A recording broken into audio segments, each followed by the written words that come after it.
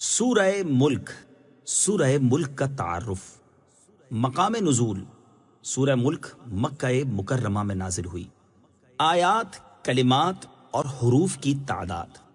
اس صورت میں 2 رکوع، 30 آیتیں، 330 کلمے اور 1313 حروف ہیں۔ سورہ ملک کے اسماء اور ان کی وجہ تسمیہ۔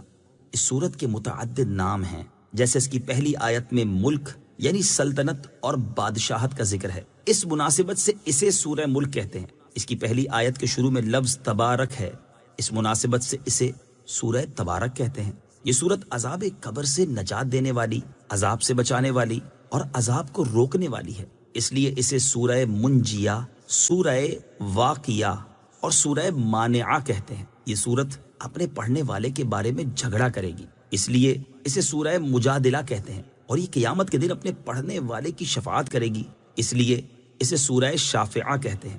سورہ ملک کے فضائل۔ احادیث میں سورہ ملک کے بکثرت فضائل بیان ہوئے ہیں، اور ان میں سے 4 فضائل سماعت کیجیے۔ نمبر 1، حضرت عبداللہ ابن عباس رضی اللہ تعالی عنہما فرماتے ہیں، رسول اللہ صلی اللہ تعالی علیہ وسلم کی کسی صحابی نے ایک جگہ خیمہ نصب کیا، وہاں ایک قبر تھی اور انہیں معلوم نہ تھا کہ یہاں قبر ہے۔ اچانک انہیں پتہ چلا کہ یہ ایک قبر ہے اور اس میں ایک آدمی سورہ ملک پڑھ رہا ہے، یہاں تک کہ اس نے سورہ ملک مکمل کر لی۔ وہ صحابی رضی اللہ تعالی عنہ جب نبی کریم صلی اللہ تعالی علیہ وآلہ وسلم کی بارگاہ میں حاضر ہوئے تو عرض کی، یا رسول اللہ صلی اللہ تعالی علیہ وسلم، میں نے نادانستہ ایک قبر پر خیمہ لگا لیا، اچانک مجھے معلوم ہوا کہ یہ ایک قبر ہے اور اس میں ایک آدمی سورہ ملک پڑھ رہا ہے، یہاں تک کہ اس نے سورت مکمل کر لی۔ تاجدار رسالت صلی اللہ تعالی علیہ وسلم نے ارشاد فرمایا، یہ سورت عذاب قبر کو روکنے والی اور اس سے نجات دینے والی ہے۔ نمبر 2، ابو داؤد شریف کی حدیث ہے، حضرت ابو ہریرہ رضی اللہ تعالی عنہ سے روایت ہے، رسول اکرم صلی اللہ تعالی علیہ وسلم نے ارشاد فرمایا، قرآن پاک میں 30 آیتوں کی ایک سورت ہے، وہ اپنی تلاوت کرنے والے کی شفاعت کرے گی یہاں تک کہ اسے بخش دیا جائے گا۔ وہ سورت تبارک الذی بیدہ الملک ہے۔ نمبر 3، حضرت عبداللہ ابن مسعود رضی اللہ تعالی عنہ فرماتے ہیں، سورہ تبارک اپنے پڑھنے والے کی طرف سے جھگڑا کرے گی یہاں تک کہ اسے جنت میں داخل کر دے گی۔ نمبر 4، حضرت عبداللہ ابن عباس رضی اللہ تعالی عنہ سے روایت ہے، حضور پرنور صلی اللہ تعالی علیہ وآلہ وسلم نے ارشاد فرمایا، بے شک میں کتاب اللہ میں ایک ایسی سورت پاتا ہوں جس کی 30 آیتیں ہیں، جو شخص سوتے وقت اس کی تلاوت کرے گا تو اس کے لیے 30 نیکیاں لکھی جائیں گی، اس کے 30 گناہ مٹا دیے جائیں گے اور اس کے 30 درجات بلند کر دیے جائیں گے، اور اللہ تعالیٰ اس کی طرف فرشتوں میں سے ایک فرشتہ بھیجتا ہے جو اس پر اپنے پر پھیلا دیتا ہے، اور وہ اس آدمی کے بیدار ہونے تک ہر چیز سے اس کی حفاظت کرتا ہے۔ وہ سورت مجادلہ یعنی بحث کرنے والی ہے، جو اپنی تلاوت کرنے والے کے لیے قبر میں بحث کرتی ہے، اور وہ سورت تبارک الذی بیدہ الملک ہے۔ سورہ ملک کے مضامین۔ اس سورت کا مرکزی مضمون یہ ہے کہ اس میں اسلام کے بنیادی عقائد جیسے اللہ تعالیٰ کی وحدانیت، حضور پرنور صلی اللہ تعالی علیہ وسلم کی رسالت، قرآن کی حقانیت، حشر و نشر اور قیامت کے دن اعمال کی جزا و سزا کو انتہائی مؤثر انداز میں بیان کیا گیا ہے۔ نیز اس سورت میں یہ مضامین بیان کیے گئے ہیں۔ نمبر 1، اس سورت کی ابتدا میں اللہ تعالیٰ کی عظمت، سلطنت اور قدرت کے بارے میں بیان کیا گیا، اور یہ بتایا گیا کہ زندگی اور موت کو پیدا کرنے سے مقصود لوگوں کے اعمال کی جانچ کرنا ہے۔ نمبر 2، اللہ تعالیٰ کی قدرت کے آثار بیان کیے گئے کہ اس نے کسی سابقہ مثال کے بغیر ایک دوسرے کے اوپر 7 آسمان بنائے، اور ان آسمانوں میں کسی طرح کا کوئی عیب نہیں، انہیں ستاروں سے مزین کیا، اور ان ستاروں کے ذریعے آسمان کی طرف چڑھنے والے شیطانوں کو مارا جاتا ہے۔ نیز اس کی قدرت کے آثار میں سے یہ ہے کہ اس نے کافروں کے لیے جہنم کا دردناک عذاب تیار کیا ہے، اور ایمان والوں کو مغفرت اور عظیم اجر کی بشارت دی ہے۔ نمبر 3، یہ بتایا گیا کہ اللہ تعالیٰ ظاہر اور پوشیدہ، کھلی ہوئی اور چھپی ہوئی ہر بات کو جانتا ہے۔ نمبر 4، ان نعمتوں کو بیان کیا گیا جو اللہ تعالیٰ نے اپنی مخلوق کو عطا فرمائی ہیں، تاکہ وہ اس کی نعمت کو پہچان کر اس کا شکر ادا کریں اور اللہ تعالیٰ کی وحدانیت کا اقرار کریں۔ نمبر 5، کفار مکہ کو اللہ تعالیٰ کے عذاب سے ڈرایا گیا، اور نبی کریم صلی اللہ تعالی علیہ وسلم کو تسلی دی گئی کہ آپ ان کے جھٹلانے کی وجہ سے غم زدہ نہ ہوں، کیونکہ ان سے پہلے کافر بھی اپنے انبیاء علیہ الصلوۃ والسلام کے ساتھ اسی طرح کا سلوک کرتے تھے۔ نمبر 6، اس صورت کے آخر میں مومن اور کافر کا حال واضح کرنے کے لیے الٹا چلنے والے اور سیدھا چلنے والے کی ایک مثال بیان فرمائی گئی، اور حضور پرنور صلی اللہ تعالی علیہ وآلہ وسلم کو جھٹلانے والوں کو اللہ تعالیٰ کے عذاب سے ڈرایا گیا۔ سورہ تحریم کے ساتھ مناسبت۔ سورہ ملک کی اپنے سے ماں قبل سورت تحریم کے ساتھ مناسبت یہ ہے کہ سورہ تحریم کے آخر میں کافروں کے لیے حضرت نوح اور حضرت لوط علیہ السلام کی کافرہ بیویوں کی مثال بیان کی گئی، اور مسلمانوں کے لیے فرعون کی مومنہ بیوی حضرت آسیہ رضی اللہ تعالی عنہا اور حضرت عیسیٰ علیہ السلام کی والدہ حضرت مریم رضی اللہ تعالی عنہا کی مثال بیان کی گئی، اور یہ صورت اللہ تعالیٰ کے علم کے احاطے، تدبیر اور اس بات پر دلالت کرتی ہے کہ وہ اپنی مخلوق میں جو عجائبات چاہے ظاہر کرتا ہے۔ بسم اللہ الرحمن الرحیم۔ ترجمہ: اللہ کے نام سے شروع جو نہایت مہربان رحمت والا ہے۔ تبارک الذی بیدہ الملک وہو علی کل شیء قدیر۔ ترجمہ: بڑی برکت والا ہے وہ جس کے قبضے میں ساری بادشاہی ہے اور وہ ہر چیز پر قادر ہے۔ تبارک، وہ بڑی برکت والا ہے۔ تفسیر صراط الجنان میں ہے، یعنی اللہ تعالیٰ اپنی ذات میں، صفات میں اور افعال میں ازل سے لے کر ابد تک مخلوق کی صفات سے پاک ہے، اور صرف اسی کے قبضہ قدرت میں تمام امور میں ہر طرح کا تصرف ہے، لہٰذا وہ جس چیز کا چاہے حکم دے اور جس چیز سے چاہے منع کر دے، جو چاہے عطا کرے اور جو چاہے نہ دے، جسے چاہے زندگی دے اور جسے چاہے موت دے، جسے چاہے عزت دے اور جسے چاہے ذلت دے، جسے چاہے غریب بنا دے اور جسے چاہے امیر کر دے، جسے چاہے بیمار کر دے اور جسے چاہے شفا عطا کر دے، جسے چاہے قریب کر دے اور جسے چاہے دور کر دے، جسے چاہے آباد کر دے اور جسے چاہے برباد کر دے، جسے چاہے توڑ دے اور جسے چاہے ملا دے، اور وہ ہر اس چیز پر قادر جو اس کی قدرت کے تحت آنے کے لائق ہے۔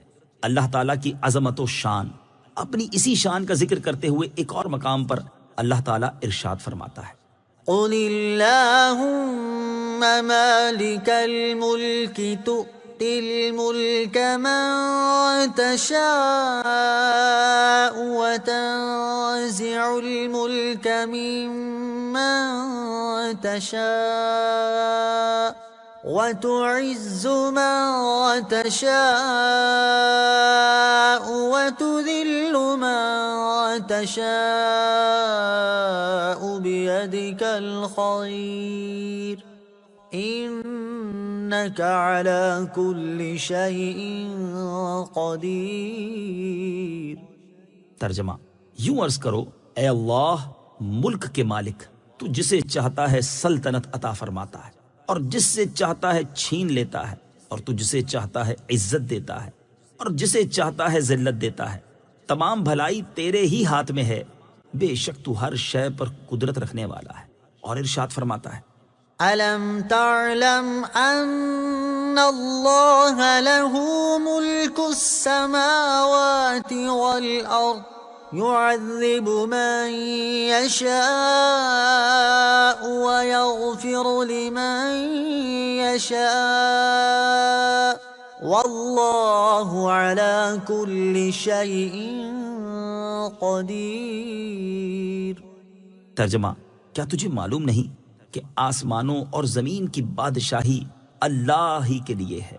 وہ جسے چاہتا ہے سزا دیتا ہے اور جسے چاہتا ہے بخش دیتا ہے، اور اللہ ہر شے پر قادر ہے۔ اور ارشاد فرماتا ہے: لِلَّهِ مُلْكُ السَّمَاوَاتِ وَالْأَرْضِ يَخْلُقُ مَا يَشَاءُ يَهَبُ لِمَن يَشَاءُ إِنَاثًا وَيَهَبُ لِمَن يَشَاءُ الذُّكُورَ أَوْ يُزَوِّجُهُمْ ذُكْرَانًا وَإِنَاثًا وَيَجْعَلُ مَن يَشَاءُ عَقِيمًا إِنَّهُ عَلِيمٌ قَدِيرٌ۔ ترجمہ: آسمانوں اور زمین کی سلطنت اللہ ہی کے لیے ہے، وہ جو چاہے پیدا کرے، جسے چاہے بیٹیاں عطا فرمائے اور جسے چاہے بیٹے دے، یا بیٹے اور بیٹیاں دونوں ملا کر دے اور جسے چاہے بانجھ کر دے، بے شک وہ علم والا، قدرت والا ہے۔ الذي خلق الموت والحياة ليبلوكم أيكم أحسن عملا وهو العزيز الغفور۔ ترجمہ، وہ جس نے موت اور زندگی کو پیدا کیا تاکہ تمہاری آزمائش کرے کہ تم میں کون اچھے عمل کرنے والا ہے، اور وہی عزت والا، بخشش والا ہے۔ الذی خلق الموت والحیاہ، وہ جس نے موت اور زندگی کو پیدا کیا۔ تفسیر صراط الجنان میں ہے، یہاں سے اللہ تعالیٰ کی قدرت کے بعض آثار بیان کیے جا رہے ہیں۔ چنانچہ ارشاد فرمایا کہ اللہ تعالیٰ نے موت اور زندگی کو پیدا کیا۔ موت انسانوں اور حیوانوں میں روح کے جسم سے جدا ہو جانے اور حواس کی طاقت زائل ہو جانے کا نام ہے، جبکہ زندگی جسم میں روح کے وجود کے ساتھ حواس کی طاقت باقی رہنے کا نام ہے۔ اور پیدا کرنے سے مراد یہ ہے کہ کسی چیز کو وجود بخشنا۔ اس سے معلوم ہوا کہ موت وجودی چیز ہے، کیونکہ محض عدمی چیز پیدا نہیں ہو سکتی۔ لیبلوکم ایکم احسن عملا، تاکہ تمہاری آزمائش کرے کہ تم میں کون اچھے عمل کرنے والا ہے۔ تفسیر صراط الجنان میں ہے، یہاں زندگی اور موت پیدا کرنے کی حکمت بیان کی جا رہی ہے کہ اے لوگو، اللہ تعالیٰ نے تمہاری موت اور زندگی کو اس لیے پیدا کیا تاکہ دنیا کی زندگی میں وہ اپنے احکامات اور ممنوعات کے ذریعے تمہاری آزمائش کرے کہ کون زیادہ فرما بردار، مخلص اور شریعت کے بیان کردہ طریقے کے مطابق عمل کرنے والا ہے۔ اور کوئی اپنے برے اعمال کے ذریعے اللہ تعالیٰ کو عاجز نہیں کر سکتا، کیونکہ وہ غالب ہے اور گناہ گاروں میں سے جو توبہ کرے اسے وہ بخشنے والا ہے۔ بندے کا ہر عمل اللہ تعالیٰ کی رضا کے لیے اور شرعی طریقے کے مطابق ہونا چاہیے۔ اس آیت سے معلوم ہوا کہ بندے کا ہر عمل خالص اللہ تعالیٰ کی رضا حاصل کرنے کے لیے اور شریعت کے بیان کردہ طریقے کے مطابق ہونا چاہیے۔ لہٰذا جس کا عمل خالص اللہ عز و جل کی رضا حاصل کرنے کے لیے ہو لیکن شریعت کے بیان کردہ طریقے کے مطابق نہ ہو تو وہ عمل مقبول نہیں۔ اسی طرح جس کا عمل شریعت کے بیان کردہ طریقے کے مطابق تو ہو لیکن وہ خالص اللہ تعالیٰ کی رضا حاصل کرنے کے لیے نہ ہو بلکہ ریاکاری اور نفاق کے طور پر ہو تو وہ عمل بھی مقبول نہیں۔ ایک اور مقام پر اللہ تعالیٰ ارشاد فرماتا ہے، انما الہکم الہ واحد فمن كان يرجو لقاء ربه فليعمل عملا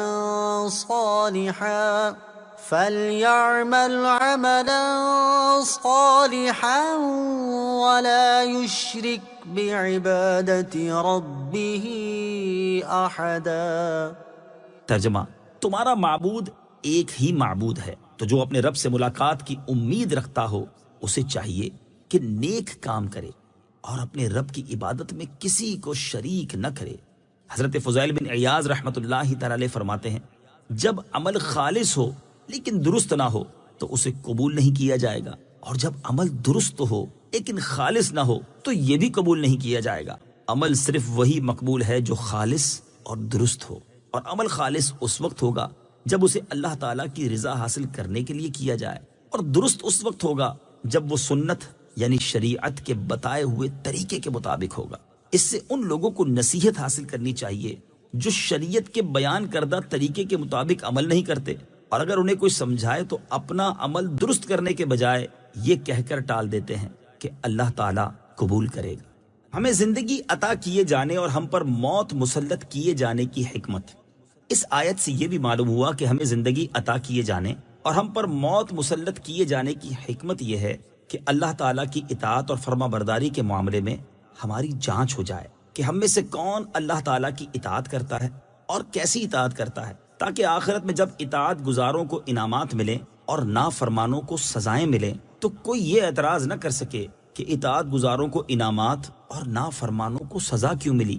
یاد رکھیں کہ دنیا کی زندگی ایک دن ضرور ختم ہو جائے گی، جبکہ آخرت کی زندگی ہمیشہ باقی رہنے والی ہے، جیسا کہ اللہ تعالیٰ ارشاد فرماتا ہے، وما هذه الحياة الدنيا إلا لهو ولعب وَإِنَّ الدَّارَ الْآخِرَةَ لَهِيَ الْحَيَوَانُ لَوْ كَانُوا يَعْلَمُونَ۔ ترجمہ، اور یہ دنیا کی زندگی تو صرف کھیل کود ہے، اور بے شک آخرت کا گھر ضرور وہی سچی زندگی ہے، کیا ہی اچھا تھا اگر وہ یہ جانتے۔ اور ارشاد فرمایا، وَمَا أُوتِيتُم مِّن شَيْءٍ فَمَتَاعُ الْحَيَاةِ الدُّنْيَا وَزِينَتُهَا وَمَا عِندَ اللَّهِ خَيْرٌ وَأَبْقَىٰ أَفَلَا تَعْقِلُونَ۔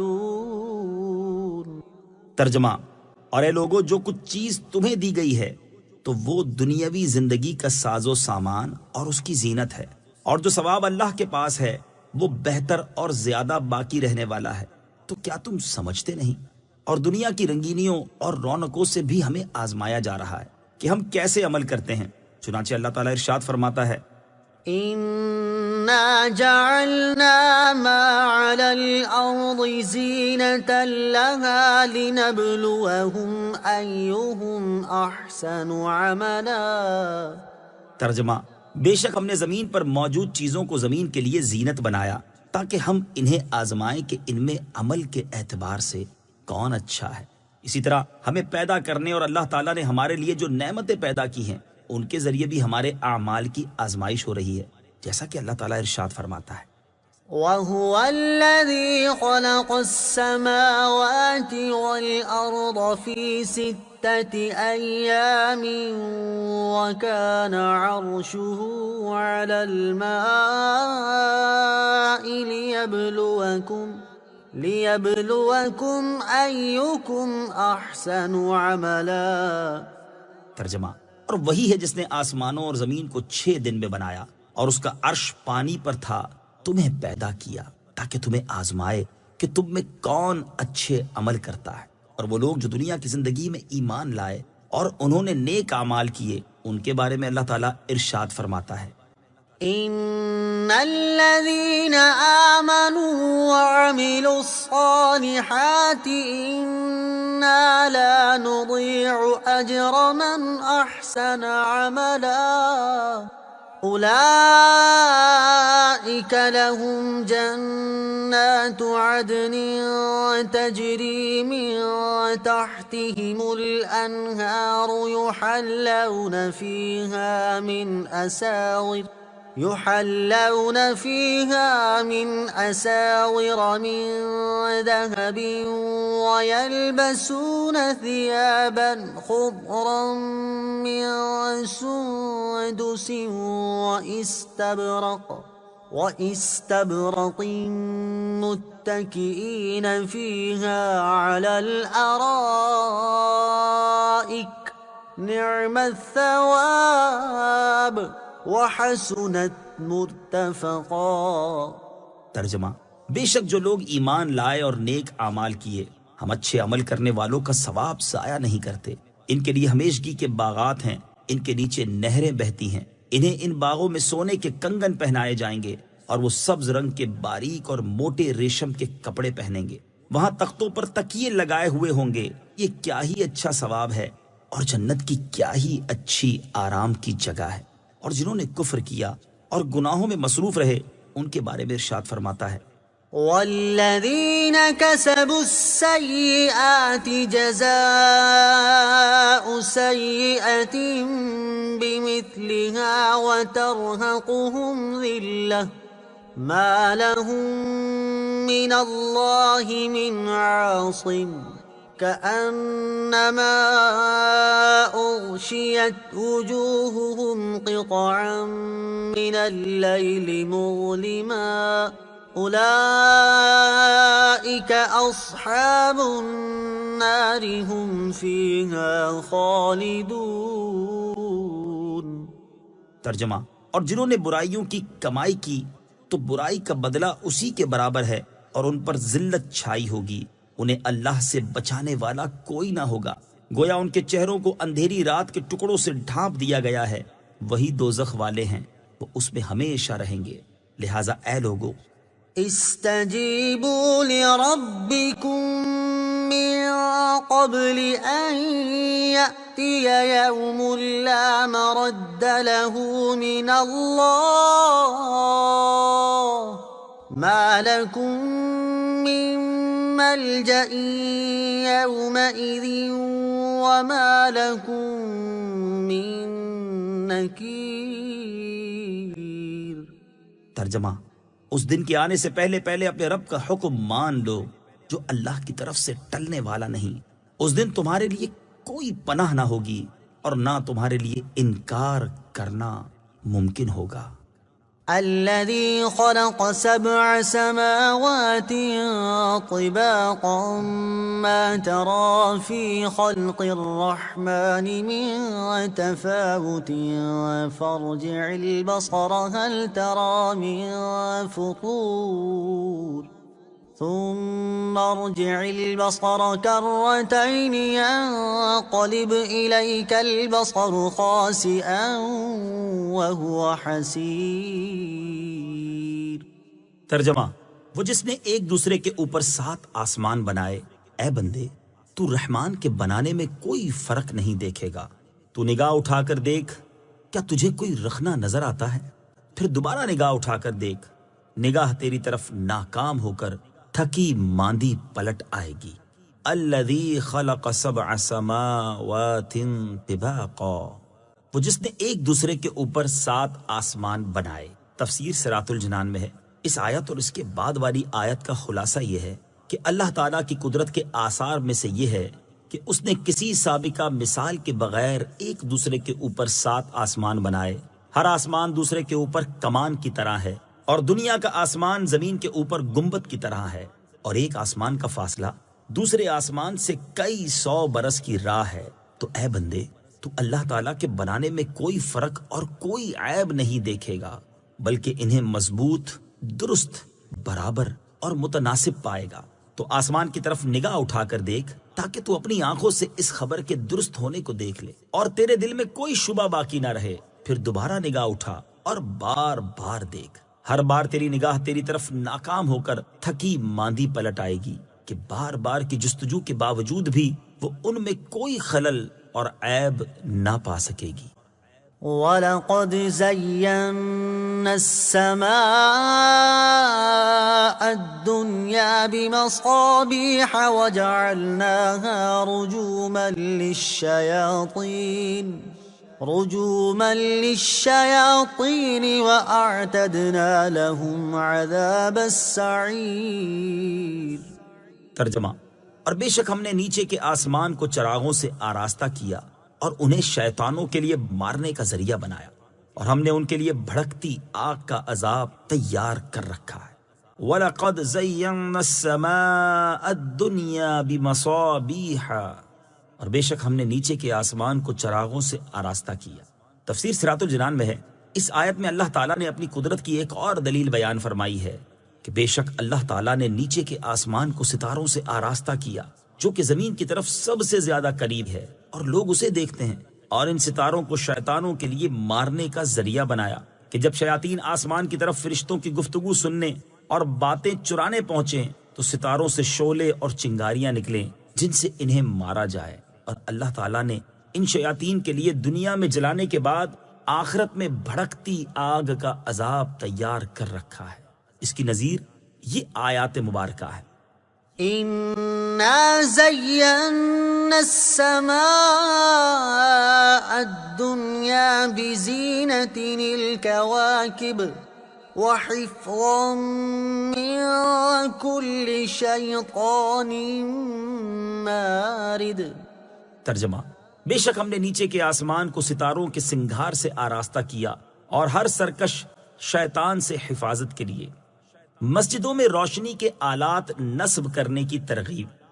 علامہ اسماعیل حقی رحمۃ اللہ تعالی اس مقام پر مساجد میں روشنی کرنے کے آلات نصب کرنے کی ترغیب دیتے ہوئے فرماتے ہیں، جب اللہ تعالیٰ نے زمین کی چھت آسمان کو ستاروں سے مزین فرمایا ہے تو بندوں کو چاہیے کہ وہ مساجد کی چھتوں کو قندیلوں اور چراغوں اور فی زمانہ روشنی حاصل کرنے کے جدید آلات سے مزین کریں۔ جب حضرت عمر بن خطاب رضی اللہ تعالی عنہ نے نماز تراویح میں لوگوں کو حضرت ابی بن کعب رضی اللہ تعالی عنہ کے پیچھے اکٹھا کیا تو مسجد میں قندیلیں لٹکائیں۔ انہیں دیکھ کر حضرت علی المرتضیٰ کرم اللہ تعالی وجہ الکریم نے فرمایا، اے ابن خطاب، آپ نے ہماری مسجدوں کو روشن کیا، اللہ تعالی آپ کی قبر کو روشن کرے۔ وَلِلَّذِينَ كَفَرُوا بِرَبِّهِمْ عَذَابُ جَهَنَّمَ وَبِئْسَ الْمَصِيرُ۔ ترجمہ، اور جنہوں نے اپنے رب کے ساتھ کفر کیا ان کے لیے جہنم کا عذاب ہے اور وہ کیا ہی برا ٹھکانہ ہے۔ وَلِلَّذِينَ كَفَرُوا بِرَبِّهِمْ، اور جنہوں نے اپنے رب کے ساتھ کفر کیا۔ تفسیر صراط الجنان میں ہے، یعنی بھڑکتی آگ کا عذاب شیطانوں کے ساتھ ہی خاص نہیں بلکہ انسانوں اور جنوں میں سے جس نے بھی اللہ تعالیٰ کے ساتھ کفر کیا ان کے لیے ہم نے جہنم کا عذاب تیار کر رکھا ہے، اور وہ کیا ہی برا ٹھکانہ ہے کہ وہ جگہ بھی تکلیف دے، وہاں کا کھانا پانی بھی تکلیف دے، سانپ بچھو تکلیف دے اور ساتھی بھی ایذا رسا۔ غرض یہ کہ اس میں ہر تکلیف جمع ہے۔ اذا القوا فيها سمعوا لها شهيقا وهي تفور۔ ترجمہ، جب وہ کفار اس میں ڈالے جائیں گے تو جہنم کی چنگھاڑ سنیں گے اور وہ جوش مارتی ہوگی۔ اذا القوا فيها، جب وہ کفار اس میں ڈالے جائیں گے۔ تفسیر صراط الجنان میں ہے، یہاں سے اللہ تعالیٰ نے جہنم کے اوصاف بیان فرمائے ہیں۔ چنانچہ اس آیت کا خلاصہ یہ ہے کہ جب وہ کفار جہنم میں اس طرح ڈالے جائیں گے جس طرح بڑی آگ میں لکڑیاں ڈالی جاتی ہیں تو وہ گدھے کی آواز کی طرح جہنم کی خوفناک چنگھاڑ سنیں گے، اور اس وقت جہنم ایسے جوش مارتی ہوگی جیسے پانی ہنڈیا میں جوش مارتا ہے۔ پل صراط سے گزرتے وقت جنتیوں پر انعام۔ یاد رہے کہ قیامت کے دن جنتی اگرچہ پل صراط سے گزریں گے لیکن اس وقت ان پر یہ انعام ہوگا کہ وہ جہنم کی ہلکی سی آواز بھی نہ سنیں گے، جیسا کہ ارشاد باری تعالی ہے، لا يسمعون حسيسها وهم فيما اشتهت أنفسهم خالدون۔ ترجمہ، وہ اس کی ہلکی سی آواز بھی نہ سنیں گے اور وہ اپنی دل پسند نعمتوں میں ہمیشہ رہیں گے۔ تكاد تميز من الغيظ كلما ألقي فيها فوج سألهم خزنتها ألم يأتكم نذير قالوا بلى قد جاءنا نذير فكذبنا وقلنا ما نزل الله من شيء إن أنتم إلا في ضلال كبير وقالوا لو كنا نسمع أو نعقل ما كنا في أصحاب السعير فاعترفوا بذنبهم فسحقا لأصحاب السعير۔ ترجمہ، معلوم ہوتا ہے کہ غضب سے پھٹ جائے گی جب کبھی کوئی گروہ اس میں ڈالا جائے گا تو اس کے داروغہ ان سے پوچھیں گے کیا تمہارے پاس کوئی ڈر سنانے والا نہیں آیا تھا؟ وہ کہیں گے کیوں نہیں، بے شک ہمارے پاس ڈر سنانے والے تشریف لائے۔ پھر ہم نے انہیں جھٹلایا اور ہم نے کہا اللہ نے کوئی چیز نہیں اتاری، تم تو بڑی گمراہی میں ہی ہو۔ اور وہ کہیں گے اگر ہم سنتے یا سمجھتے تو دوزخ والوں میں نہ ہوتے۔ تو اب انہوں نے اپنے گناہ کا اقرار کیا تو دوزخیوں کے لیے پھٹکار ہو، تکاد تمیز من الغیظ، معلوم ہوتا ہے کہ غضب سے پھٹ جائے گی۔ تفسیر صراط الجنان میں ہے، یہاں جہنم کا ایک اور وصف بیان کیا گیا کہ جہنم کفار پر غضبناک ہوگی اور یوں لگے گا جیسے غضب کی شدت کی وجہ سے جہنم ابھی پھٹ جائے گی اور اس کے اجزاء ایک دوسرے سے جدا ہو جائیں گے۔ اس سے معلوم ہوا کہ جہنم میں احساس ہے، وہ غضب بھی کرتی ہے بلکہ کلام بھی کرتی ہے، جیسا کہ ایک اور مقام پر ارشاد باری تعالی ہے، يوم نقول لجهنم هل امتلأت وتقول هل من مزيد۔ ترجمہ، جس دن ہم جہنم سے فرمائیں گے کیا تو بھر گئی، وہ عرض کرے گی کیا کچھ اور زیادہ ڈالنے کو ہے؟ کلما القی فیہا فوج، جب کبھی کوئی گروہ اس میں ڈالا جائے گا۔ تفسیر صراط الجنان میں ہے جہنم کا حال بیان کرنے کے بعد اب اہل جہنم کا حال بیان کیا جا رہا ہے۔ چنانچہ آیت کے اس حصے اور اس کے بعد والی 2 آیات کا خلاصہ یہ ہے کہ جب کبھی کفار کا کوئی گروہ جہنم میں ڈالا جائے گا تو جہنم کے داروغہ حضرت مالک علیہ السلام اور ان کے مددگار فرشتے ڈانٹتے ہوئے ان سے پوچھیں گے، اے کافروں، کیا دنیا میں تمہارے پاس کوئی ڈر سنانے والا نہیں آیا تھا جو تمہارے سامنے تمہارے رب عز و جل کی آیات پڑھتا، تمہیں اس دن کی ملاقات سے ڈراتا اور اللہ تعالیٰ کے عذاب کا خوف دلاتا؟ وہ اعتراف کرتے ہوئے کہیں گے کیوں نہیں، بے شک ہمارے پاس ڈر سنانے والے تشریف لائے اور انہوں نے اللہ تعالیٰ کے احکام پہنچائے، اللہ تعالیٰ کے غضب اور آخرت کے عذاب سے ڈرایا، لیکن ہم نے انہیں جھٹلایا اور دنیاوی کاموں میں مشغولیت اور تکبر میں حد سے بڑھنے کی وجہ سے ہم نے ان آیات کے بارے میں کہا کہ اللہ تعالیٰ نے کوئی چیز نہیں اتاری۔ اے ہمیں ڈرانے والو، تم تو بڑی گمراہی میں ہی ہو۔ جہنم کے خازن انہیں مزید ڈانٹتے ہوئے کہیں گے کیا تم نے رسولوں کی زبان سے اپنے رب عز و جل کی آیات نہیں سنی اور ان کے معانی کو نہیں سمجھا تاکہ تم انہیں نہ جھٹلاتے؟ کفار جواب دیتے ہوئے کہیں گے اگر ہم نے دنیا میں رسولوں کی ہدایت کو دل سے سنا ہوتا اور اپنی عقل سے کام لیتے ہوئے اسے سمجھا ہوتا تو آج ہم دوزخ والوں میں سے نہ ہوتے۔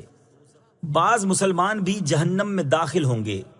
یاد رہے کہ قیامت کے دن ایسا نہیں ہوگا کہ صرف کافروں کو ہی جہنم میں ڈالا جائے گا، بلکہ بعض گناہگار مسلمان بھی ایسے ہوں گے جنہیں ان کے گناہوں کی سزا دینے کے لیے جہنم میں داخل کیا جائے گا۔ لہٰذا ہر مسلمان کو چاہیے کہ وہ اپنی عقل سے کام لے اور اللہ تعالیٰ اور اس کے پیارے حبیب صلی اللہ تعالی علیہ وآلہ وسلم کے دیے ہوئے احکامات کے مطابق نیک عمل کرنے اور گناہوں سے بچنے کی کوشش کرے تاکہ قیامت کے دن جہنم کے دردناک عذاب میں مبتلا ہونے اور اس بات پر پچھتانے سے بچ جائے کہ کاش میں نے اللہ تعالیٰ اور اس کے حبیب صلی اللہ تعالی علیہ وآلہ وسلم کے احکامات کے مطابق زندگی گزاری ہوتی تو آج مجھے جہنم میں داخل نہ کیا جاتا۔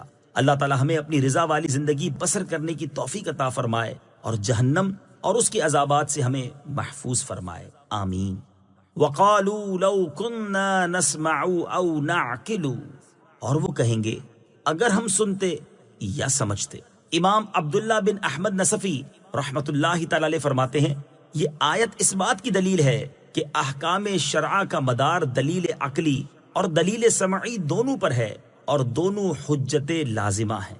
فَاعْتَرَفُوا بِذَنبِهِمْ، تو اب انہوں نے اپنے گناہ کا اقرار کیا۔ تفسیر صراط الجنان میں ہے ارشاد فرمایا کہ اب جہنم میں داخل ہوتے وقت انہوں نے اپنے گناہ کا اقرار کیا کہ ہم رسولوں کی تکذیب کرتے تھے۔ اس وقت چاہے یہ اقرار کریں یا انکار، انہیں اس کا کوئی فائدہ نہیں اور جہنمیوں کو اللہ تعالیٰ نے اپنی رحمت سے دور کر دیا ہے۔ ان الذين يخشون ربهم بالغيب لهم مغفرة واجر كبير۔ ترجمہ، بے شک جو لوگ بغیر دیکھے اپنے رب سے ڈرتے ہیں ان کے لیے بخشش اور بڑا ثواب ہے۔ ان الذین یخشون ربهم بالغیب، بے شک جو لوگ بغیر دیکھے اپنے رب سے ڈرتے ہیں۔ تفسیر صراط الجنان میں ہے اللہ تعالیٰ نے کفار کے بارے میں وعید بیان کرنے کے بعد یہاں ایمان والوں کے بارے میں وعدے کا بیان فرمایا ہے۔ چنانچہ ارشاد فرمایا کہ وہ لوگ جو اپنے رب عز و جل سے ڈرتے ہیں حالانکہ انہوں نے اپنے رب عز و جل کو دیکھا نہیں ہے اور اس کے عذاب سے ڈرتے ہوئے اس پر ایمان لاتے ہیں تو ان کے لیے ان کے گناہوں سے بخشش اور ان کی نیکیوں کا بڑا ثواب یعنی جنت ہے۔ اللہ تعالیٰ کا خوف رکھنے والے بزرگ، اللہ تعالیٰ سے ڈرنے والے کے بارے میں ایک اور مقام پر ارشاد ہوتا ہے من خشی الرحمن بالغیب وجاء بقلب منیب ادخلوها بسلام ذلك یوم الخلود۔ ترجمہ، جو رحمان سے بن دیکھے ڈرتا ہے اور رجوع کرنے والے دل کے ساتھ آتا ہے ان سے فرمایا جائے گا سلامتی کے ساتھ جنت میں داخل ہو جاؤ، یہ ہمیشہ رہنے کا دن ہے۔ لہٰذا ہر مسلمان کو چاہیے کہ وہ اپنے دل میں اللہ تعالیٰ کا خوف رکھے اور اس کے عذاب سے ڈرتا رہے۔ ترغیب کے لیے یہاں خوف خدا کی دو مثالیں سماعت کیجیے۔ نمبر 1، علامہ اسماعیل حقی رحمۃ اللہ تعالی علیہ فرماتے ہیں، حضور پرنور صلی اللہ تعالی علیہ وآلہ وسلم نماز تہجد میں اتنا روتے تھے کہ آپ کے سینہ مبارک سے ہانڈی کھولنے کی سی آواز آتی تھی۔ نمبر 2، حضرت ابو عمران رحمۃ اللہ تعالی علیہ فرماتے ہیں کہ مجھے خبر پہنچی ہے کہ حضرت جبریل علیہ الصلوۃ والسلام ایک مرتبہ بارگاہ رسالت میں روتے ہوئے حاضر ہوئے تو نبی اکرم علیہ الصلوۃ والسلام نے دریافت کیا، اے جبریل تمہیں کس چیز نے رلا دیا؟ تو انہوں نے عرض کی، جب سے اللہ تعالیٰ نے جہنم کو پیدا فرمایا ہے میری آنکھیں اس وقت سے کبھی اس خوف کے سبب خشک نہیں ہوئیں کہ مجھ سے کوئی نافرمانی نہ ہو جائے اور میں جہنم میں ڈال دیا جاؤں۔ اللہ تعالیٰ ہمیں بھی اپنا خوف نصیب کرے، آمین۔ وَأَسِرُّوا قَوْلَكُمْ أَوْ اجْهَرُوا بِهِ إِنَّهُ عَلِيمٌ بِذَاتِ الصُّدُورِ۔ ترجمہ، اور تم اپنی بات آہستہ کہو یا آواز سے، بے شک وہ تو دلوں کی بات جانتا ہے۔ وَأَسِرُّوا قَوْلَكُمْ أَوْ اجْهَرُوا بِهِ، اور تم اپنی بات آہستہ کہو یا آواز سے۔ تفسیر صراط الجنان میں ہے، شان نزول حضرت عبداللہ ابن عباس رضی اللہ تعالیٰ عنہ فرماتے ہیں، مشرکین رسول اللہ صلی اللہ تعالیٰ علیہ وسلم کے بارے میں باتیں کیا کرتے اور حضرت جبریل علیہ الصلوۃ والسلام ان کی گفتگو نبی پاک علیہ الصلوۃ والسلام تک پہنچا دیتے۔ اس پر مشرکین نے آپس میں کہا کہ چپکے چپکے بات کیا کرو تاکہ محمد صلی اللہ تعالیٰ علیہ وسلم کا خدا سن نہ پائے۔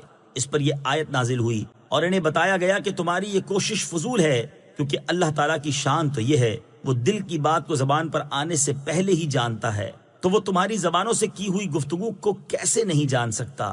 اللہ تعالیٰ کی شان تو بہت ہی بلند و بالا ہے۔ اس کے محبوب بندے حضرت سلیمان علیہ الصلوۃ والسلام کا یہ حال تھا کہ انہوں نے 3 میل سے چونٹی کی آواز سن لی تھی۔ أَلَا يَعْلَمُ مَنْ خَلَقَ وَهُوَ اللَّطِيفُ الْخَبِيرُ۔ ترجمہ، کیا جس نے پیدا کیا وہ نہیں جانتا؟ حالانکہ وہی ہر باریکی کو جاننے والا خبردار ہے۔ الا یعلم من خلق، کیا جس نے پیدا کیا وہ نہیں جانتا؟ تفسیر صراط الجنان میں ہے، اس سے پہلی آیت میں کیے ہوئے دعوے کی دلیل دیتے ہوئے ارشاد فرمایا کہ جس رب تعالیٰ نے اپنی کامل حکمت سے تمام اشیاء کو وجود بخشا ہے اور انہی چیزوں میں تمہاری آہستہ یا بلند آواز سے کی گئی گفتگو بھی شامل ہے، تو کیا اسے تمہاری باتوں کا علم نہ ہوگا؟ حالانکہ اس کی شان تو یہ ہے کہ وہ ہر باریکی کو جاننے والا ہے، حتیٰ کہ وہ اندھیری رات میں ٹھوس پتھر پر چلنے والی سیاہ چونٹی کے نشانات کو بھی دیکھتا ہے اور وہ تمام باطنی چیزوں پر خبردار ہے۔ هو الذي جعل لكم الأرض ذلولا فامشوا في مناكبها وكلوا من رزقه وإليه النشور۔ ترجمہ، وہی ہے جس نے تمہارے لیے زمین کو تابع کر دیا تو تم اس کے رستوں میں چلو اور اللہ کی روزی میں سے کھاؤ اور اسی کی طرف اٹھنا ہے۔ هو الذی جعل لکم الارض ذلولا، وہی ہے جس نے تمہارے لیے زمین کو تابع کر دیا۔ تفسیر صراط الجنان میں ہے، اس آیت میں اللہ تعالیٰ نے وہ نعمتیں بیان فرمائیں جو اس نے اپنی مخلوق کو عطا فرمائی ہیں تاکہ وہ اس کی نعمت کو پہچان کر اس کا شکر ادا کریں اور اللہ تعالیٰ کی وحدانیت کا اقرار کریں۔ چنانچہ اس آیت کا خلاصہ یہ ہے کہ اللہ تعالیٰ وہی ہے جس نے زمین کو مناسب طور پر نرم فرما کر تمہارے تابع کر دیا تاکہ تمہارے لیے اس میں کنویں کھودنا، چشمے جاری کرنا، نہریں بنانا، مکانات اور عمارتیں تعمیر کرنا، کھیتی باڑی اور باغبانی کرنا ممکن ہو جائے، ورنہ اگر وہ زمین کو ٹھوس پتھر کی طرح بنا دیتا یا لوہا، سونا، پیتل وغیرہ کسی دھات کی بنا دیتا تو گرمیوں میں زمین انتہائی گرم ہو جاتی اور سردیوں میں انتہائی ٹھنڈی۔ اس طرح زمین پر چلنا دشوار ہو جاتا، اور اگر پانی کی طرح نرم بنا دیتا تو کوئی چیز اس پر ٹھہر ہی نہ سکتی اور یوں زمین پر زندگی گزارنا ہی دشوار ہو جاتا۔ یہ اللہ تعالیٰ کا بہت بڑا احسان ہے کہ اس نے زمین کو ایسا بنایا ہے کہ اس سے نفع حاصل کیا جا سکے، تو تم اس کے راستوں میں چلو اور اللہ تعالیٰ کی روزی میں سے کھاؤ جو اس نے تمہارے لیے پیدا فرمائی ہے، اور تمہیں قبروں سے جزا کے لیے اسی کی طرف اٹھنا ہے۔ أأمنتم من في السماء أن يخسف بكم الأرض فإذا هي تمور أم أمنتم من في السماء أن يرسل عليكم حاصبا فستعلمون كيف نذير۔ ترجمہ، کیا تم اس اللہ عز و جل سے بے خوف ہو گئے جس کی سلطنت آسمان میں ہے، اس بات میں کہ وہ تمہیں زمین میں دھسا دے تو وہ زمین اچانک کانپنے لگے؟ یا تم اس سے بے خوف ہو گئے کہ جس کی سلطنت آسمان میں ہے، اس بات میں کہ وہ تم پر پتھراؤ بھیجے تو تم جلد جان لوگے کہ میرا ڈرانا کیسا تھا۔ اَأَمِنْتُمْ مَنْ فِي السَّمَاءِ، کیا تم اس سے بے خوف ہو گئے جس کی سلطنت آسمان میں ہے؟ تفسیر صراط الجنان میں ہے، اس آیت اور اس کے بعد والی آیت میں اللہ تعالیٰ نے کفار مکہ کو اپنے عذاب سے ڈراتے ہوئے فرمایا کہ اے کفار مکہ، جس رب تعالیٰ کی سلطنت آسمان میں ہے اس کی نافرمانی کر کے کیا تم اس بات میں اس سے بے خوف ہو گئے کہ وہ قارون کی طرح تمہیں بھی زمین میں دھسا دے اور اس وقت تک زمین کو حرکت میں رکھے جب تک تم اس کے سب سے نچلے حصے میں نہ پہنچ جاؤ؟ یا جس رب تعالیٰ کی سلطنت آسمان میں ہے اس کی نافرمانی کر کے کیا تم اس بات میں اس سے بے خوف ہو گئے کہ وہ حضرت لوط علیہ السلام کی قوم کی طرح تم پر بھی پتھراؤ بھیجے؟ تو عذاب دیکھ کر تم جلد جان لوگے کہ میرا اپنے عذاب سے ڈرانا کیسا تھا۔ اللہ تعالیٰ کے عذاب سے بے خوف نہ ہوا جائے۔ اسی عذاب کا ذکر کرتے ہوئے ایک اور مقام پر اللہ تعالیٰ نے ارشاد فرمایا، أَفَأَمِنْتُمْ أَنْ يَخْسِفَ بِكُمْ جَانِبَ الْبَرِّ أَوْ يُرْسِلَ عَلَيْكُمْ حَاصِبًا ثُمَّ لَا تَجِدُوا لَكُمْ وَكِيلًا۔ ترجمہ، کیا تم اس بات سے بے خوف ہو گئے کہ اللہ تمہارے ساتھ خشکی کا کنارہ زمین میں دھسا دے یا تم پر پتھر بھیجے پھر تم اپنے لیے کوئی حمایت ہی نہ پاؤ؟ اور ارشاد فرمایا، قُلْ هُوَ الْقَادِرُ عَلَىٰ أَن يَبْعَثَ عَلَيْكُمْ عَذَابًا مِّن فَوْقِكُمْ أَوْ مِن تَحْتِ أَرْجُلِكُمْ۔ ترجمہ، تم فرماؤ وہی اس پر قادر ہے کہ تم پر تمہارے اوپر سے یا تمہارے قدموں کے نیچے سے عذاب بھیجے، اور یہ اللہ تعالیٰ کا اپنی مخلوق پر لطف و کرم اور اس کی رحمت ہے کہ انہیں عذاب دینے پر قادر ہونے کے باوجود ان کے کفر اور گناہوں کی وجہ سے فوری عذاب نازل نہیں کرتا بلکہ اسے مؤخر فرما دیتا ہے، جیسا کہ ارشاد باری تعالیٰ ہے، وَلَوْ يُؤَاخِذُ اللَّهُ النَّاسَ بِمَا كَسَبُوا مَا تَرَكَ عَلَى ظَهْرِهَا مِن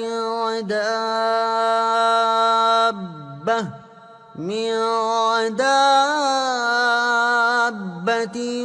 وَلَكِن يُؤَخِّرُهُمْ إِلَى أَجَلٍ مُّسَمًّى فَإِذَا جَاءَ أَجَلُهُمْ فَإِنَّ اللَّهَ كَانَ بِعِبَادِهِ بَصِيرًا۔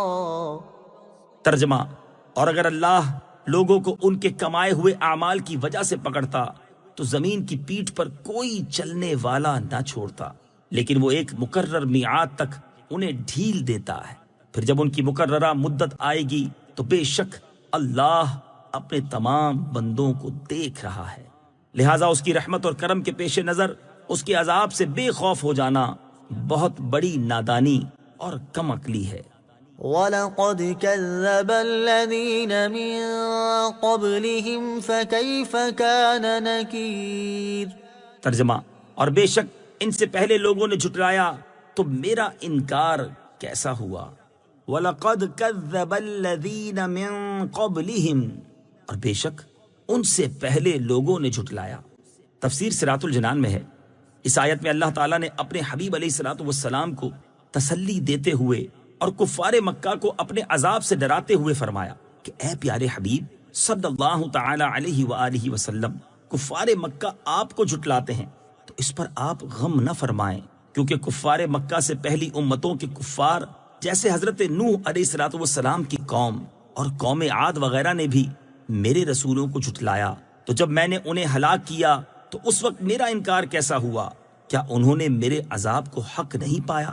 ضرور انہوں نے میرے عذاب کو حق پایا ہے۔ أولم يروا إلى الطير فوقهم صافات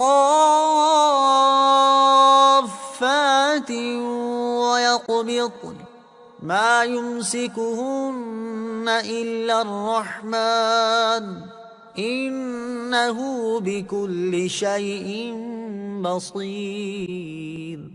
ترجمہ، اور کیا انہوں نے اپنے اوپر پر پھیلاتے ہوئے اور سمیٹتے ہوئے پرندے نہ دیکھے؟ انہیں رحمان کے سوا کوئی نہیں روکتا، بے شک وہ سب کچھ دیکھ رہا ہے۔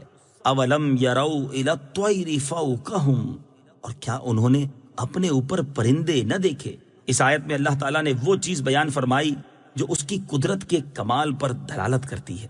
چنانچہ ارشاد فرمایا کہ کیا کفار مکہ غافل ہیں اور انہوں نے اپنے اوپر ہوا میں اڑتے وقت پر پھیلاتے ہوئے اور سمیٹتے ہوئے پرندے نہیں دیکھے؟ انہیں ہوا میں پر پھیلانے اور سمیٹنے کی حالت میں گرنے سے رحمان عز و جل کے سوا کوئی نہیں روکتا۔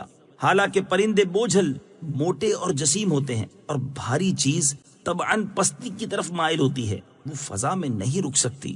یہ اللہ تعالیٰ کی قدرت ہے کہ وہ ٹھہرے رہتے ہیں، اور جس طرح اللہ تعالیٰ نے پرندوں کو فضا میں ٹھہرایا، ایسے ہی آسمانوں کو جب تک وہ چاہے روکے ہوئے ہے، اور اگر وہ نہ روکے تو آسمان گر پڑیں۔ بے شک وہ سب کچھ دیکھ رہا ہے اور اس پر کوئی بھی چیز پوشیدہ نہیں ہے۔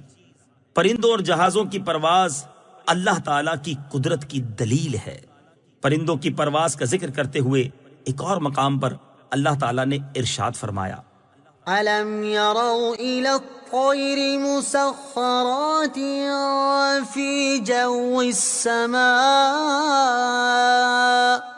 مَا يُمْسِكُهُنَّ إِلَّا اللَّهُ إِنَّ فِي ذَلِكَ لَآيَاتٍ لِقَوْمٍ يُؤْمِنُونَ۔ ترجمہ، کیا انہوں نے پرندوں کی طرف نہ دیکھا جو آسمان کی فضا میں اللہ کے حکم کے پابند ہیں؟ انہیں وہاں اللہ کے سوا کوئی نہیں روکتا، بے شک اس میں ایمان والوں کے لیے نشانیاں ہیں۔ اس سے معلوم ہوا کہ پرندوں کو ہوا میں محض پر نہیں روکتے، بلکہ انہیں اللہ تعالیٰ روکے ہوئے ہے۔ اسی طرح فی زمانہ ہوا میں محو پرواز ٹنوں وزنی ہوائی جہازوں کو مشین اور انجن گرنے سے نہیں بچاتے، بلکہ انہیں بھی اللہ تعالیٰ ہی گرنے سے بچاتا ہے، یعنی مؤثر حقیقی اللہ عز و جل کی ذات ہے۔ أَمَّنْ هَذَا الَّذِي هُوَ جُندٌ لَكُمْ يَنصُرُكُم مِّن دُونِ الرَّحْمَٰنِ إِنِ الْكَافِرُونَ إِلَّا فِي غُرُورٍ۔ ترجمہ، یا وہ کون سا تمہارا لشکر ہے جو رحمان کے مقابلے میں تمہاری مدد کرے گا؟ کافر صرف دھوکے میں پڑے ہوئے ہیں۔ امن هذا الذی هو جند لکم، یا وہ کون سا تمہارا لشکر ہے؟ تفسیر صراط الجنان میں ہے، کفار مکہ دو چیزوں پر اعتماد کرتے ہوئے ایمان قبول کرنے سے انکار کرتے اور رسول کریم صلی اللہ تعالی علیہ وآلہ وسلم سے دشمنی رکھتے تھے۔ نمبر 1 مالی اور افرادی قوت، اور نمبر 2 ان کا یہ عقیدہ کہ بت ان تک بھلائیاں پہنچاتے ہیں اور ان سے نقصانات دور کرتے ہیں۔ اللہ تعالیٰ نے اس آیت میں پہلی چیز کا رد کرتے ہوئے ارشاد فرمایا کہ اے کافروں، اگر اللہ تعالیٰ تمہیں عذاب میں مبتلا کرنا چاہے تو تمہارا وہ کون سا لشکر ہے جو رحمان کے مقابلے میں تمہاری مدد کرے گا اور تم سے اس کا عذاب دور کر دے گا؟ تمہارا کوئی مددگار نہیں، اور کافر صرف شیطان کے اس فریب میں ہیں کہ ان پر عذاب نازل نہ ہوگا۔ أَمَّنْ هَذَا الَّذِي يَرْزُقُكُمْ إِنْ أَمْسَكَ رِزْقَهُ بَلْ لَجُّوا فِي عُتُوٍّ وَنُفُورٍ۔ ترجمہ، یا کون ایسا ہے جو تمہیں روزی دے اگر اللہ اپنی روزی روک لے، بلکہ وہ سرکش اور نفرت میں ڈھیٹ بن گئے ہیں۔ امن هذا الذی یرزقکم، یا کون ایسا ہے جو تمہیں روزی دے؟ تفسیر صراط الجنان میں ہے، اس آیت میں دوسری چیز کا رد کرتے ہوئے ارشاد فرمایا کہ اے کافروں، اللہ تعالیٰ نے تمہیں جو رزق دیا ہے، اگر وہ اپنا رزق اور اس کے پہنچنے کے اسباب جیسے بارش یا دھوپ وغیرہ روک لے، تو ایسا کون ہے جو تمہیں کھلائے اور پلائے گا اور تم تک تمہاری غذا پہنچائے گا؟ ان کفار کا حال تو یہ ہے کہ انہوں نے ان نصیحتوں سے اثر نہیں لیا اور نہ ہی ان پر یقین کیا، بلکہ وہ سرکش اور نفرت میں ڈھیٹ بن گئے ہیں، اسی وجہ سے وہ حق سے قریب نہیں ہوتے۔ اس آیت سے معلوم ہوا کہ ساری مخلوق کو حقیقی طور پر رزق دینے والا اللہ تعالیٰ ہے، اور یہ اس کا بہت بڑا انعام ہے، اور جس نے مخلوق پر اتنا عظیم احسان اور انعام فرمایا، صرف وہی عبادت کیے جانے کا حقدار ہے۔ جیسا کہ ایک اور مقام پر اللہ تعالیٰ ارشاد فرماتا ہے، يا أيها الناس اذكروا نعمة الله عليكم هل من خالق غير الله يرزقكم من السماء والأرض لا إله إلا هو فأنا تؤفكون۔ ترجمہ: اے لوگو، اپنے اوپر اللہ کا احسان یاد کرو، کیا اللہ کے سوا اور بھی کوئی خالق ہے جو آسمان اور زمین سے تمہیں روزی دیتا ہے؟ اس کے سوا کوئی معبود نہیں، تو تم کہاں الٹے پھرے جاتے ہو؟ أفمن يمشي مكبا على وجهه أهدى أمن يمشي سويا على صراط مستقيم۔ ترجمہ: تو کیا وہ جو اپنے منہ کے بل اوندھا چلے وہ زیادہ راہ پر ہے، یا وہ جو سیدھی راہ پر سیدھا چلے؟ افمن یمشی مکبا علی وجہہ، تو کیا وہ جو اپنے منہ کے بل اوندھا چلے؟ تفسیر صراط الجنان میں ہے، اس آیت میں اللہ تعالیٰ نے مومن اور کافر کا حال واضح کرنے کے لیے ایک مثال بیان فرمائی ہے۔ چنانچہ ارشاد فرمایا کہ اے لوگو، کیا وہ شخص جو اپنے منہ کے بل اوندھا چلے اور نہ آگے دیکھے نہ پیچھے، نہ دائیں دیکھے نہ بائیں، وہ زیادہ راہ پر ہے، یا وہ شخص جو راستے کو دیکھتے ہوئے سیدھی راہ پر سیدھا چلے جو منزل مقصود تک پہنچانے والی ہے؟ کافر اور مومن کی دنیاوی مثال اور ان کا اخروی حال۔ اس مثال کا مقصود یہ ہے کہ کافر گمراہی کے میدان میں اس طرح حیران و سرگرداں جاتا ہے کہ نہ اسے منزل معلوم اور نہ وہ راستہ پہچانے، اور مومن آنکھیں کھولے راہ حق دیکھتا اور پہچانتا چلتا ہے۔ یہ تو کافر اور مومن کی دنیاوی مثال ہے، جبکہ آخرت میں کفار کو واقعی منہ کے بل اٹھایا جائے اور چہروں کے بل جہنم کی طرف ہانکا جائے گا۔ چنانچہ ارشاد باری تعالیٰ ہے، وَنَحْشُرُهُمْ يَوْمَ الْقِيَامَةِ عَلَى وُجُوهِهِمْ عُمْيًا وَبُكْمًا وَصُمًّا مَأْوَاهُمْ جَهَنَّمُ كُلَّمَا خَبَتْ زِدْنَاهُمْ سَعِيرًا۔ ترجمہ: اور ہم انہیں قیامت کے دن ان کے منہ کے بل اٹھائیں گے، اس حال میں کہ وہ اندھے اور گونگے اور بہرے ہوں گے۔ ان کا ٹھکانہ جہنم ہے، جب کبھی بجھنے لگے گی تو ہم اسے اور بھڑکا دیں گے۔ اور ارشاد فرمایا، الذين يحشرون على وجوههم إلى جهنم أولئك شر مكانا وأضل سبيلا۔ ترجمہ: جن لوگوں کو ان کے چہروں کے بل جہنم کی طرف ہانکا جائے گا، ان کا ٹھکانہ سب سے بدتر اور وہ سب سے زیادہ گمراہ ہیں۔ اور ایمان والے متقی لوگوں کے بارے میں ارشاد فرمایا، وَسِيقَ الَّذِينَ اتَّقَوْا رَبَّهُمْ إِلَى الْجَنَّةِ زُمَرًا حَتَّى إِذَا جَاءُوهَا وَفُتِحَتْ أَبْوَابُهَا وَقَالَ لَهُمْ خَزَنَتُهَا سلام علیکم طبتم فادخلوها خالدین۔ ترجمہ: اور اپنے رب سے ڈرنے والوں کو گروہ در گروہ جنت کی طرف چلایا جائے گا، یہاں تک کہ جب وہ وہاں پہنچیں گے اور اس کے دروازے کھلے ہوئے ہوں گے اور اس کے داروغے ان سے کہیں گے، تم پر سلام ہو، تم پاکیزہ رہے تو ہمیشہ رہنے کو جنت میں جاؤ۔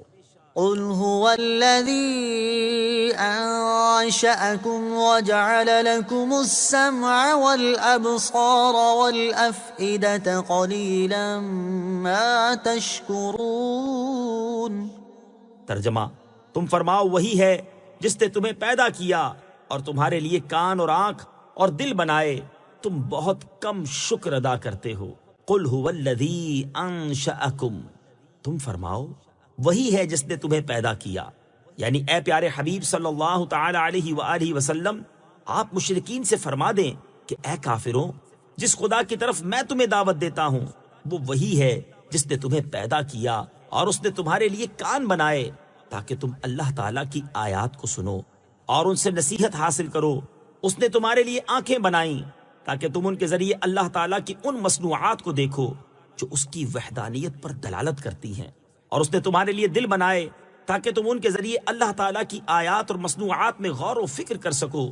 لیکن تمہارا حال یہ ہے کہ تم نے ان اعضاء سے فائدہ نہ اٹھایا کہ جو سنا وہ نہ مانا، جو دیکھا اس سے عبرت حاصل نہ کی، اور جو سمجھا اس میں غور نہ کیا، اور تم بہت کم شکر ادا کرتے ہو کہ اللہ تعالیٰ کے عطا فرمائے ہوئے اعضاء سے وہ کام نہیں لیتے جس کے لیے وہ عطا ہوئے ہیں، اور یہی وجہ ہے کہ تم شرک و کفر میں مبتلا ہو گئے ہو۔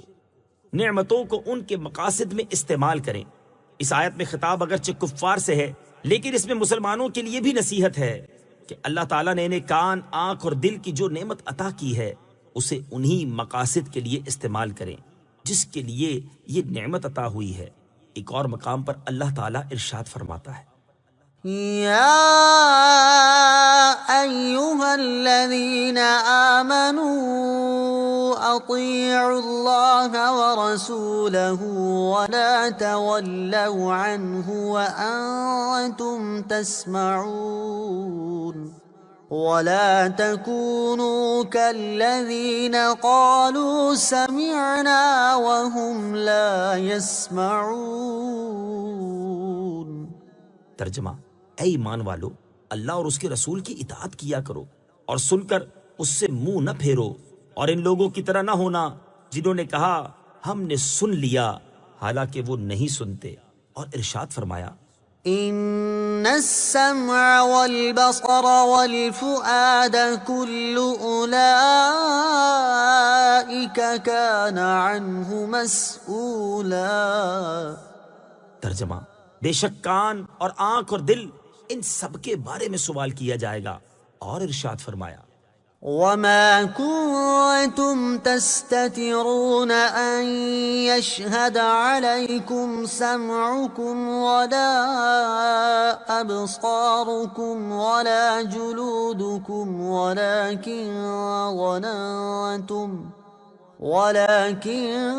ظننتم أن الله لا يعلم كثيرا مما تعملون۔ ترجمہ، اور تم اس بات سے نہیں چھپ سکتے تھے کہ تمہارے خلاف تمہارے کان اور تمہاری آنکھیں اور تمہاری کھالیں گواہی دیں، لیکن تم تو یہ سمجھے بیٹھے تھے کہ اللہ تمہارے بہت سے کام نہیں جانتا۔ اللہ تعالیٰ ہمیں اپنی دی ہوئی ہر نعمت کو اس کے مقصد میں استعمال کرنے کی توفیق عطا فرمائے، آمین۔ قل هو الذي ذرأكم في الأرض وإليه تحشرون۔ ترجمہ، تم فرماؤ وہی ہے جس نے تمہیں زمین میں پھیلایا اور اسی کی طرف تم اٹھائے جاؤ گے۔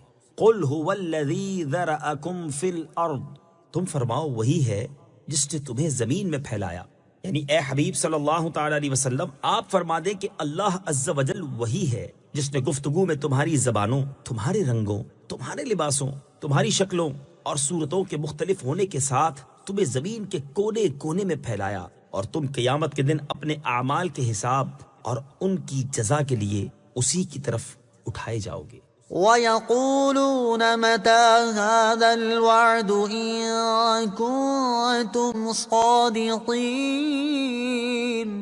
قُلْ إِنَّمَا الْعِلْمُ عِندَ اللَّهِ وَإِنَّمَا أَنَا نَذِيرٌ مُبِينٌ۔ ترجمہ، اور کہتے ہیں یہ وعدہ کب آئے گا؟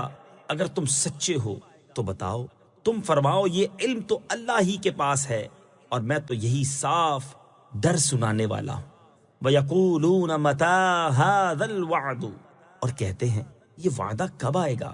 اس آیت اور اس کے بعد والی آیت کا خلاصہ یہ ہے کہ کفار مسلمانوں سے مذاق اور محض دل لگی کے طور پر کہتے تھے کہ اگر تم قیامت یا عذاب کی خبر دینے میں سچے ہو تو بتاؤ ان کا ظہور کب ہوگا۔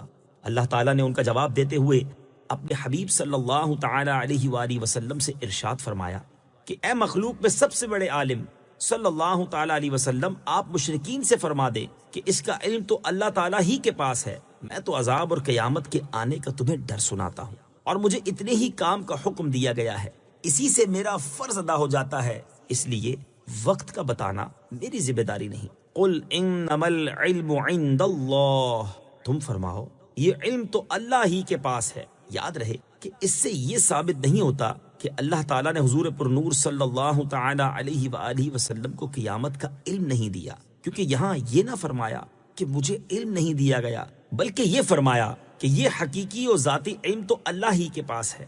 اور ایسے انداز میں بات اس وقت بھی کہی جاتی جب معلومات ہونے کے باوجود بتانا نہ ہو۔ حق یہ ہے کہ اللہ تعالیٰ نے حضور اقدس صلی اللہ تعالی علیہ وآلہ وسلم کو قیامت کا علم دیا ہے، اور اس پر وہ تمام احادیث شاہد ہیں جس میں آپ نے قیامت کی علامات ارشاد فرمائیں، حتیٰ کہ سال بتانے کے علاوہ وقت، دن اور مہینہ بھی بتا دیا۔ فلما رأوه زلفة سيئت وجوه الذين كفروا وقيل هذا الذي كنتم به تدعون۔ ترجمہ، پھر جب اسے قریب دیکھیں گے تو کافروں کے منہ بگڑ جائیں گے اور ان سے فرما دیا جائے گا یہ وہ عذاب ہے جو تم مانگتے تھے۔ فلما رأوه زلفہ، پھر جب اسے قریب دیکھیں گے۔ اس آیت کا خلاصہ یہ ہے کہ جب کفار آخرت میں اس عذاب کو اپنے قریب دیکھیں گے جس کا ان سے وعدہ کیا گیا ہے تو کافروں کے چہرے سیاہ پڑ جائیں گے اور وحشت و غم سے ان کی صورتیں خراب ہو جائیں گی، اور جہنم کے فرشتے ان سے کہیں گے یہ وہ عذاب ہے جو مذاق کے طور پر تم مانگتے تھے، اور انبیاء کرام علیہ الصلوۃ والسلام سے کہتے تھے کہ وہ عذاب کہاں ہے، جلدی لاؤ، اب دیکھ لو یہ ہے وہ عذاب جس کی تمہیں طلب تھی۔ قل أرأيتم إن أهلكني الله ومن معي أو رحمنا فمن يجير الكافرين من عذاب أليم۔ ترجمہ، تم فرماؤ بھلا دیکھو تو اگر اللہ مجھے اور میرے ساتھ والوں کو ہلاک کر دے یا ہم پر رحم فرمائے تو وہ کون ہے جو کافروں کو دردناک عذاب سے بچا لے گا۔ قل، تم فرماؤ، تفسیر صراط الجنان میں ہے کفار مکہ رسول کریم صلی اللہ تعالی علیہ وآلہ وسلم اور صحابہ کرام علیہم رضوان کی وفات کی آرزو رکھتے تھے۔ اس پر اللہ تعالیٰ نے اپنے حبیب علیہ الصلوۃ والسلام سے ارشاد فرمایا کہ اے حبیب، آپ ان کفار سے فرما دیں کہ ہم مومن ہیں اور دو اچھی چیزوں میں سے ایک کے منتظر ہیں۔ نمبر ایک، تمہاری آرزو کے مطابق اللہ تعالیٰ مجھے اور میرے صحابہ کو وفات دے دے تو اس میں بھی ہمارا فائدہ ہے کہ ہم جنت میں چلے جائیں گے، اور نمبر دو، اللہ تعالیٰ تمہارے مقابلے میں ہماری مدد فرما کر ہم پر رحم فرمائے اور ہماری عمریں دراز کر دے۔ دونوں صورتوں میں فائدہ ہمارا ہی ہے۔ اب تم بتاؤ کہ وہ کون ہے جو تمہیں اللہ تعالیٰ کے دردناک عذاب سے بچا لے گا۔ تمہیں تو بہرحال اپنے کفر کے سبب ضرور عذاب میں مبتلا ہونا ہے، ہماری وفات تمہیں کیا فائدہ دے گی؟ قل هو الرحمن آمنا به وعليه توكلنا فستعلمون من هو في ضلال مبين۔ ترجمہ، تم فرماؤ وہی رحمان ہے، ہم اس پر ایمان لائے اور ہم نے اسی پر بھروسہ کیا تو تم جلد جان جاؤ گے کہ کون کھلی گمراہی میں ہے۔ قل هو الرحمن، تم فرماؤ وہی رحمان ہے۔ تفسیر صراط الجنان میں ہے ارشاد فرمایا کہ اے حبیب صلی اللہ تعالی علیہ وآلہ وسلم، آپ ان مشرکین سے فرما دیں کہ جس کی طرف ہم تمہیں دعوت دیتے ہیں وہی رحمان ہے، ہم اس پر ایمان لائے اور اسی کی عبادت کرتے ہیں، اور تم اس کے ساتھ کفر کرتے ہو، اور ہم نے اسی پر بھروسہ کرتے ہوئے اپنے تمام امور اس کے سپرد کر دیے ہیں، اور جب تم پر عذاب نازل ہوگا تو تم جلد جان جاؤ گے کہ ہم گمراہی میں تھے یا تم۔ قل أرأيتم إن أصبح ماؤكم غورا فمن يأتيكم بماء معين۔ ترجمہ، تم فرماؤ بھلا دیکھو تو اگر صبح کو تمہارا پانی زمین میں دھس جائے تو وہ کون ہے جو تمہیں نگاہوں کے سامنے بہتا ہوا پانی لا دے۔ قل، تم فرماؤ۔ تفسیر صراط الجنان میں ہے، اس آیت میں اللہ تعالیٰ نے دلیل کے طور پر اپنی ایک نعمت کا ذکر کرتے ہوئے فرمایا کہ اے حبیب صلی اللہ تعالی علیہ وآلہ وسلم، آپ ان مشرکین سے فرما دیں کہ اگر صبح کو تمہارا پانی زمین میں دھس جائے اور اتنی گہرائی میں پہنچ جائے کہ ڈول وغیرہ سے بھی ہاتھ نہ آ سکے تو وہ کون ہے جو تمہیں نگاہوں کے سامنے بہتا ہوا پانی لا دے کہ اس تک ہر ایک کا ہاتھ پہنچ سکے۔ اس کے جواب میں وہ ضرور کہیں گے کہ یہ صرف اللہ تعالیٰ ہی کی قدرت میں ہے، تو اس وقت ان سے کہا جائے گا کہ بت جو کہ کسی چیز پر قدرت نہیں رکھتے، انہیں کیوں عبادت میں اس قادر برحق کا شریک کرتے ہو؟